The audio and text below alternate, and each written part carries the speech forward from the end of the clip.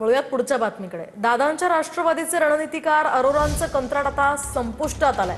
नरेश अरोरांच्या कंत्राटाचं नूतनीकरण होणार नाहीये। सुनेत्रा पवार आणि सुनील तटकरे यांच्या बैठकीत अरोरांबद्दल निर्णय घेण्यात आलाय। तर देवगिरी निवासस्थानी या संदर्भात सुनील तटकरे, नरेश अरोरा आणि सुनेत्रा पवार यासह पार्थ पवार यांच्यामध्ये बैठक झाली आहे। त्यानंतर हा निर्णय घेतल्याचं समोर येत आहे।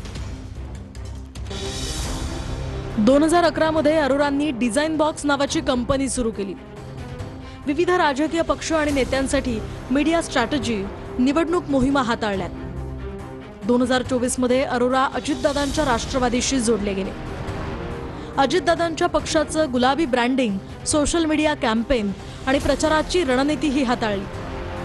कॉन्ट्रॅक्ट शेकडो कोटींमध्ये होतं असा दावा रोहित पवारांचा आहे। काही महिन्यांआधीच अरोरांनी विमान विकत घेतल्याचा आरोपही रोहित पवारांनी केला होता।